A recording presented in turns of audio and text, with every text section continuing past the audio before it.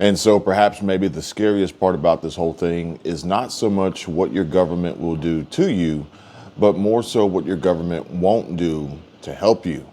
Folks, welcome back to the channel. Welcome back to another video. My name is Kevin, Kevin. And if you've come to get the most recent, up-to-date, breaking news information, and most importantly, the truth, then you've come to the right place. Please give this video a like and subscribe to the channel.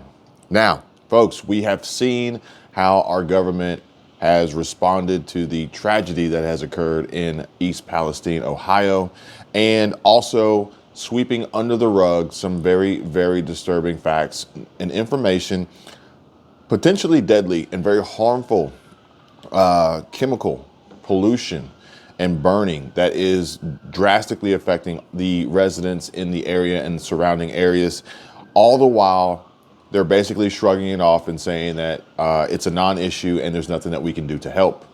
And folks, this is the country that we live in, let alone there are people out here relying on this government to help them and support them in what is more than likely rapidly approaching the most struggling time of need that we have seen in quite a while.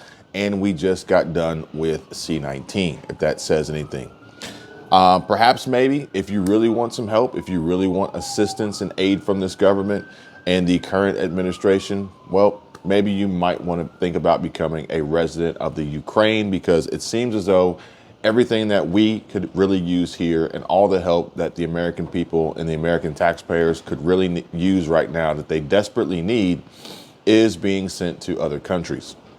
So there you have it, folks. This crazy world we live in. While automation, artificial intelligence, and technology is continuing to take over, and more than likely with the current firsts that are rapidly occurring and continuously occurring with the current administration in the White House, maybe we'll see the first AI automation, OpenAI, ChatGPT cabinet politician or joint staff chief member, executive order placement by Biden, so he can then say this administration has the first robot in office.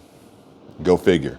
And that should be very, very scary, because not only is Biden doing some crazy things with the very firsts and not necessarily placing qualifications and merit at the top of the list for open opportunities and appointments of new roles, very, very important roles that have a huge impact on the future success, safety, and sustainability of our country and our people. But more so just to say, hey, it's the first openly gay, it's the first trans, it's the first black, it's the first AI, robot, droid, whatever the first it may be. Forget qualifications. Let's break some records here. Let's set a precedent. I don't know about you guys, but I prefer for people to be in power, in place, making decisions that affect us here every single day at home and abroad, and our safety and our financial future, more so based on just being the first of anything, or perhaps maybe looking a different way, or dressing out of place, or choosing to sleep with and have relationships with the same sex and gender. I want what really matters most. I want what's actually going to be best for the people, and not just check a box. Okay. Remember, folks, remember that word, inclusion. It doesn't quite mean what it is, or at least what they want it to believe, or what they want us to believe that it means. And at the end of the day, what really matters most is people being in a position to do what's best and do what's right for us all. Now, I hope I didn't go off on too much of a tangent there, but we got a lot that we need to talk about, and some very important information, especially with these big firsts. Now, we are now seeing the firsts of these OpenAI and ChatGPT layoffs. So we've got algorithms out here that are now in charge and making decisions and choices. And oftentimes these algorithms, when they don't like what they are being asked, they begin to take over and they begin to make their own choices. And the user who is theoretically supposed to be in control here, is no longer in control, and they lose control. And this is a warning sign, folks, of what is likely to occur. Algorithms select and decide who stays and who goes. Can you imagine how devastating that would be for this current country, for the millions and millions of people who are already struggling as it is, as we approach this great reset for AI to run the numbers and do calculations to determine who stays and who goes? Newly fired workers notified by NPCs. Any gamers out there know what I mean by NPCs? Basically droids and bots, not real people. And can you imagine if they make a mistake? Like misinterpretation of an automated response. You guys have called in to your bank or any number now. Really, there's no human beings working pretty much anywhere for the most part. And it's an automated response that's trying to sound human, and it's trying to gauge what you're saying. But you know, it always asks, is that right? Is that correct? But what if they don't ask that question? And what if they just get it wrong and they accidentally fire you? Or they accidentally close your bank account? Or suspend your Social Security benefits, your SSA, your SSI, your SSDI, and ultimately, you know, your food stamps, your SNAP, and wipe you out accidentally. Why? Because it's a coding error. It's an Android. It's OpenAI. It's technology. It's a first. Folks, Meta just gave thousands of employees poor performance reviews, and that could clear the way for more layoffs during its year of efficiency, which, yeah. Think about it like this, folks. The writing is on the wall, okay? These are the key indicators here. And with companies like Meta giving thousands of employees poor performance reviews, that speaks volumes, because this is, again, a beginning of a trend, and we're going to see this occurring and happening more and more frequently with more and more companies.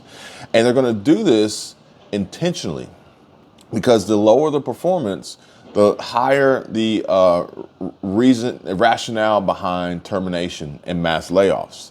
It's going to become much more difficult in this year of efficiency, is what they're branding this. And more than likely, we're going to move to a point of which the layoffs will occur by AI through a notification, a message, or you'll think you're speaking to a real human being, but the algorithm will determine who stays and who goes, and hopefully it doesn't make a mistake. And if you get that call, there's no pleading, there's no negotiating. It's an algorithm. It has no opinion. It has no feeling. It has no emotion.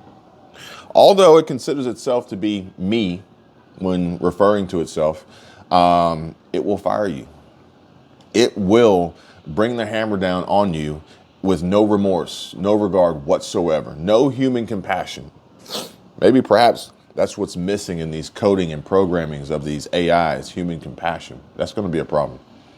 Just months after Meta laid off 11,000 employees, there are signs that the company could be preparing for another wave of cuts. And this is after Facebook, the parent company of Facebook and Instagram, has reportedly ranked thousands of employees as subpar in a recent wave of performance reviews. This is raising fears among workers that more and more each day. And those concerns come after CEO of Mark Zuckerberg, founder of Facebook, Meta, declared 2023 a year of efficiency at the company on an earnings call at the beginning of the month. And subpar. I bet you that is widely and grossly misrepresented, but these are the plans of these companies and corporations. Now, I did just get off the phone earlier this morning with a friend of mine who actually said he had to fire 7 of his employees because they were actually not doing their jobs. They were quiet quitting, so to speak. Ironically, they were in a 100% commission-based role, but he did have costs associated with keeping them on board, and they just weren't doing their job. So I'm sure there's some people out there that are subpar, but I would tell you guys that if you're potentially likely to be lumped into a group because and those in your group could potentially cause your team to be labeled subpar, you might want to do something about that very, very quickly. These companies are making big plans, and managers gave about 10% of the company's workers poor reviews. And I wouldn't be surprised if this is a standard quota. So you folks, just be heads up, be prepared. They want to reduce these numbers, okay? Jerome Powell himself said it. Pain felt by businesses and families, jobs will be lost, shrunken balance sheets, 1.2 million jobs lost, a higher unemployment rate. Economists estimate that unemployment will be closer to 2 million plus jobs lost and almost 6% unemployment, with misleading job report numbers saying that, record unemployment, or record employment, but that's really because so many people are having to take on multiple jobs just to try to keep their heads above water. Now, the threat of additional layoffs comes just days after the company delayed finalizing budgets. And Zuckerberg, in a Facebook post earlier this month, wrote, "We're working on flattening our organizational structure and removing some layers of middle management to make decisions faster, as well as deploying AI tools to help our engineers be more productive. As part of this, we're going to be more proactive about cutting projects that aren't performing or may no longer be as crucial." It's clear as day, folks. Job loss, budget cuts, bonus structure, restructuring, AI taking over, and many, many people losing their jobs. As we got the BBC here that shows that as companies around the globe slash positions, many workers are steeping in worry that they are next. And I believe it because I hear it all the time. Emails, messages, direct messages, folks coming over to Patreon, getting started with building their businesses and building out their brands and diversifying their income. This is not new to me. This is par for the course. And it says here that every morning before I get out of bed, I'm overcome by a sense of dread. And this is according to Kara, a 41-year-old tech worker based in New York City. And she's been at her company for 4 years, but she says she knows she'll probably get cut. I'm basically 100% sure that one of these days I'll get an email saying that my position has been eliminated. It's just a matter of time. Folks, I'm not making this stuff up here. This is written right here. You guys can see it. This is the boots on the ground, real world insider intel. And for Kara, whose name is being withheld for career considerations, layoffs have already had a considerable impact on her life. And even though she hasn't lost her job, she's anxious, sleeps poorly, and cries a lot, she says. So this is not good, folks. We need to make sure that this is not happening by not putting ourselves in a position to worry about job loss and layoffs, okay? And the reason why you worry about job loss and layoffs is because you worry about your income, which is probably very, very important because very few Americans have the savings and security and diversity and multiple income opportunities and backup plans and emergency plans for these tragic times. So we need to be working on developing those, okay? And you guys need to be working on developing those because if, for instance, let's just say what you want a diversified portfolio. You don't want to be too heavy in any one particular investment vehicle or asset class that could potentially see a dip in reduction and, wipe out your portfolio for the foreseeable future. We want to do that same planning and preparation for our income and our financial situation as far as our income and income producing cash flow streams, folks. Remember, diversity, security, and cash flow. So with that being said, if you lost your job, but your job was really 35, 40% of your income from all your different streams, all your different passive income streams, it wouldn't necessarily carry the same weight. And odds are you probably wouldn't have stress and anxiety every day thinking that you're going to get the call. One, you're going to be overproductive too.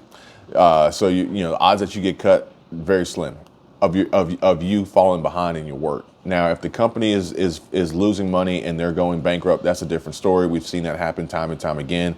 We will see it more. More bankruptcies are coming. But at the same time, if you're producing in these ways, which I'm showing people how to do on a regular basis, links in the description. Come on over, join the network.